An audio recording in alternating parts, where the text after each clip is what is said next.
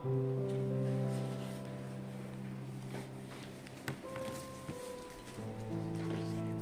Halo. selamat datang. Iya, Boleh tahu namanya siapa?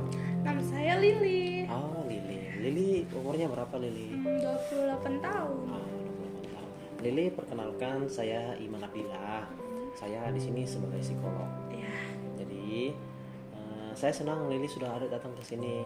Ini adalah salah satu biro kami Iya. yang Lili tuh bisa konseling, Lili bisa menceritakan keluhannya apa saja di sini. Mungkin apa yang ingin Lili bagikan pada hari ini? Sebelumnya kan terima kasih ya. Nah, saya tuh datang ke sini tuh karena ya Allah, pekerjaan saya bikin stres banget akhir-akhir ini tuh. Jadi setiap harinya tuh seperti sedang lari maraton tapi tanpa garis finish. Pagi-pagi udah mikirin tugas yang numpuk, terus deadline yang gak kelar-kelar, sama atasan yang nuntut lebih. Jadinya tuh sebenarnya saya takut gagal karena takut kehilangan ya pekerjaan ini yang udah lama saya perjuangin bertahun-tahun. Jadi rasanya seperti saya tuh sendirian banget. Teman-teman di kantor seolah tuh cuek gitu, keluarga juga jauh, dan saya cuma bisa simpan sendiri.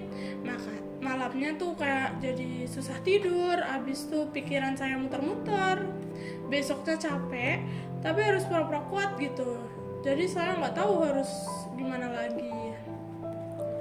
Oke, kedengarannya beban pekerjaan itu sangat berat ya buat Lili. Stres yang membuat Lili merasa sendirian dan juga kewalahan. Bagaimana perasaan kesepian itu terasa di saat ini? Rasa kesepian saya tuh kayak ada lubang di dada gitu. Saya mikirnya tuh kenapa sih saya nggak bisa seperti orang lain gitu yang kelihatan santai banget. Habis itu atau mungkin karena dari kecil orang tua saya tuh selalu bilang kamu tuh harus sukses, jangan gagal. Nah jadi sekarang di kantor itu setiap kritikan kecil tuh rasanya tuh kayak ada pukulan gitu.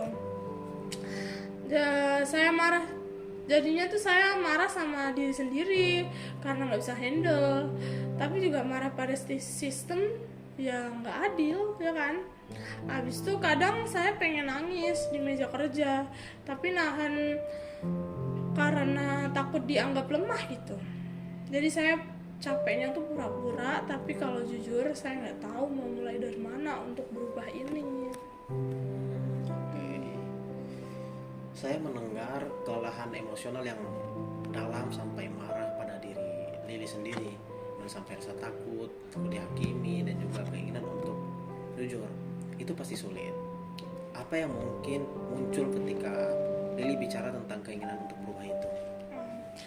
Ya munculnya tuh kayak harapan kecil sih. Mungkin saya perlu akui dulu ya bahwa saya manusia nggak harus sempurna, tapi gimana ya caranya? Saya pernah coba olahraga, tapi stresnya balik lagi. Abis itu mungkin cerita ke temen, tapi takut mereka bilang biasa aja kok. Saya pengen rasanya lebih ringan, tapi entah langkah pertamanya apa gitu. Lili tampak mulai melihat harapan untuk merasa lebih ringan ya, meski ada ketakutan dari tadi saya lihat. Tapi saya menghargai kejujuran yang Lili sampaikan. Apalagi yang mungkin ingin dieksplorasi tentang langkah-langkah tadi. Mungkin minggu ini yang saya coba itu catat apa yang bikin saya stres biar lebih jelas. Terus terima kasih udah mau dengerin saya, jadi rasanya tuh lega sedikit gitu. Kedengarannya ide mencatat itu muncul dari dalam diri Lili sendiri ya. Mungkin untuk pertemuan kita kali ini sampai di sini, nanti kita akan bertemu di pertemuan berikutnya. Sampai jumpa minggu depan, Lili. Oke, sampai jumpa.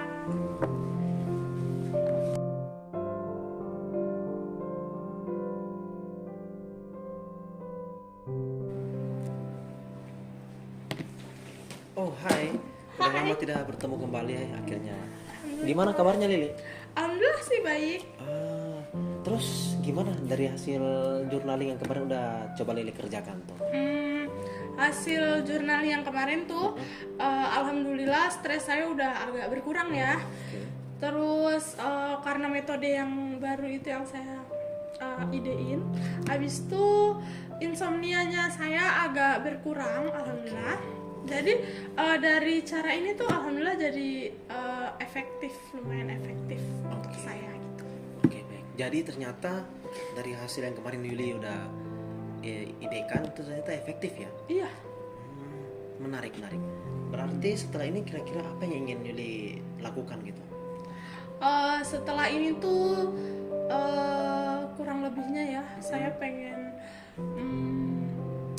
membangun hubungan lagi sama orang tua, karena dari kecil kan orang tua tuh menuntut saya supaya harus sempurna, terus harus sukses juga. Tapi di sini saya pengen bilang kalau manusia kan nggak ada yang sempurna. Jadi saya pengen berbicara dengan baik lagi dengan orang tua seperti itu, supaya ada dukungan orang tua agar saya nggak stres lagi, ada dukungan dari orang tua. Pengen juga dari sahabat, kayak jangan bilang biasa aja. Aku pengennya saya nanti kasih tahu dia tuh dengerin saya aja, jangan bandingin. Oke, cukup menarik.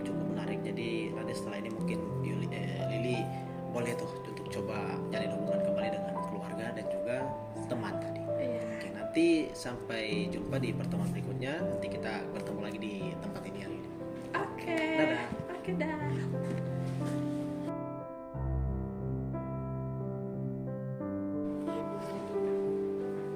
Oh, halo Lili. Iya. Akhirnya kita ketemu kembali ya. Iya, alhamdulillah. Terus gimana nih kabarnya Lili? Alhamdulillah baik. Wow, baik sekali ya Udah ternyata seneng ya. banget ya. Oke. Terus kira-kira gimana tuh dari yang kemarin Lili udah coba ide-idekan tuh? Dari hasil untuk hubungan keluarga dan teman kira-kira gimana tuh? Boleh ceritain ke saya Lili? Alhamdulillah hasilnya tuh kayak jadinya stres saya berkurang ya. Karena Oke, nice. ada dukungan dari orang tua yang tadinya nggak ada kan. Oke. Jadi mereka udah tahu ternyata ya tidak selamanya tuh dunia di atas terus. Jadi orang tua tetap dukung. Abis itu temen juga yang tadinya cuek jadinya interaksi sama saya gitu.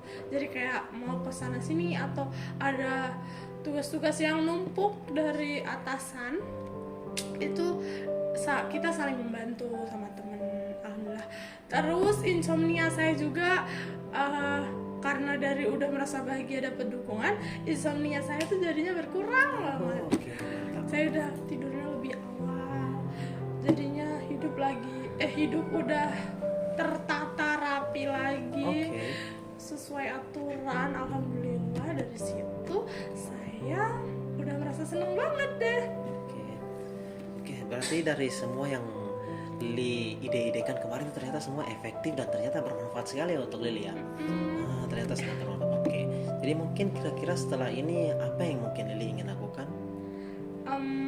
Udah cukup sih, cara yang kemarin udah cukup efektif. Jadi terima kasih untuk udah mendengar curhatan saya dan saya menjadi lega aja gitu. Oke, jadi ternyata pertemuan kita dalam beberapa kali pertemuan ini ternyata tidak sia-sia ya artinya. Oke, kalau memang tidak ada lagi yang ingin Lili sampaikan kepada saya, mungkin pertemuan kita sampai di sini aja. Iya. Nanti mungkin kalau Lili ingin nanti di kemudian hari Lili ingin menceritakan sesuatu hal lagi, Lili boleh datang ke biro kami. Jangan lupa datang biro kami. Kami ucapkan terima kasih untuk Lili. Oke, selamat. Terima kasih kembali, Kak. Nanti sampai jumpa ya. Iya, nanti saya datang lagi kalau ada masalah. Oke, Terima terima kasih ya. kasih Lili.